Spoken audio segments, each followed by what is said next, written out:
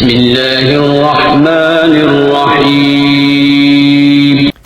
موت ایک ایسی حقیقت ہے جس کا انکار دنیا کا کوئی مذہب بھی نہیں کر سکتا۔ حضرت ابو ہریرہ رضی اللہ تعالیٰ عنہ فرماتے ہیں کہ ہم ایک مرتبہ حضور اقدس صلی اللہ علیہ وآلہ وسلم کے ساتھ ایک جنازہ میں گئے۔ قبرستان میں پہنچ کر حضور صلی اللہ علیہ وآلہ وسلم ایک قبر کے پاس تشریف فرما ہوئے اور ارشاد فرمایا کہ قبر پر کوئی بھی دن ایسا نہیں گزرتا جس میں وہ نہایت اور صاف آواز میں یہ اعلان نہیں کرتی کہ اے آدم کے بیٹے، تو مجھے بھول گیا، میں تنہائی کا گھر ہوں، اجنبیت کا گھر ہوں، میں وحشت کا گھر ہوں، میں کیڑوں کا گھر ہوں، میں نہایت تنگی کا گھر ہوں، مگر اس شخص کے لیے جس پر اللہ تعالیٰ شانہ مجھے وسیع بنا دے۔ اس کے بعد حضور صلی اللہ علیہ وآلہ وسلم نے فرمایا، قبر جنت کے باغوں میں سے ایک باغ ہے یا دوزخ کے گڑھوں میں سے ایک گڑھا ہے۔ حضرت ابو سعید رضی اللہ تعالیٰ عنہ فرماتے ہیں کہ ایک مرتبہ حضور صلی اللہ علیہ وآلہ وسلم مسجد میں تشریف لائے۔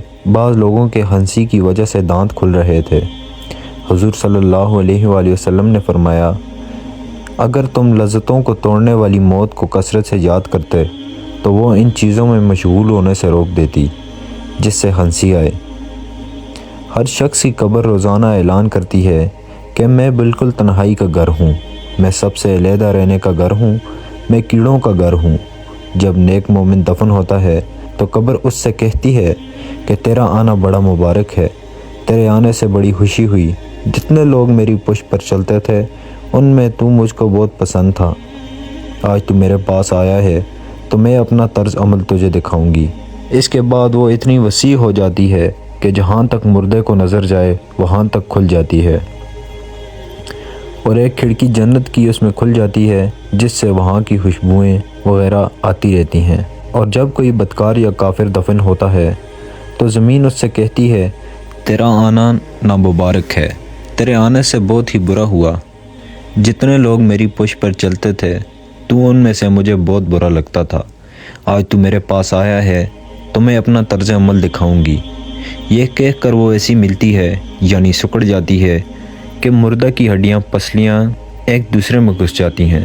حضور صلی اللہ علیہ وآلہ وسلم نے ایک ہاتھ کی انگلیاں دوسرے ہاتھوں میں ڈال کر بتایا کہ اس طرح ہڈیاں پسلیاں ایک جانب کی دوسری جانب میں گھس جاتی ہیں اور 70 اژدہا اس کو ڈھسنا شروع کر دیتے ہیں، اور وہ ایسے زہریلے ہوتے ہیں کہ اگر ان میں سے ایک بھی زمین کے اوپر پھونک مار دے تو قیامت تک زمین پر گھاس اگنا بند ہو جائے۔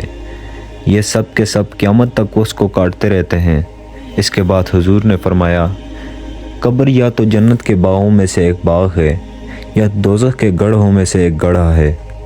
حضرت ابن عمر رضی اللہ تعالیٰ عنہ فرماتے ہیں کہ ایک شخص نے حضور صلی اللہ علیہ وآلہ وسلم سے دریافت کیا کہ یا رسول اللہ، سب سے زیادہ سمجھدار کون ہے اور سب سے زیادہ محتاط آدمی کون ہے؟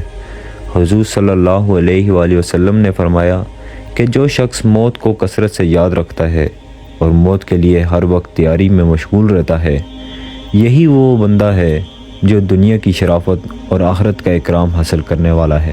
تو دوستو، ہمیں بھی چاہیے کہ ہم اپنی قبر کو یاد کریں اور اپنی موت کا انتظار کرتے رہیں اور موت کے آنے کی تیاری کریں تاکہ ہماری دنیا بھی اچھی گزرے اور آخرت بھی اللہ کے ہاں بہتر ہو۔ بس آج کے لیے اتنا ہی۔ ایسی ایک نئی ویڈیو کے ساتھ آپ کی خدمت میں حاضر ہوں گا، تب تک کے لیے خدا حافظ۔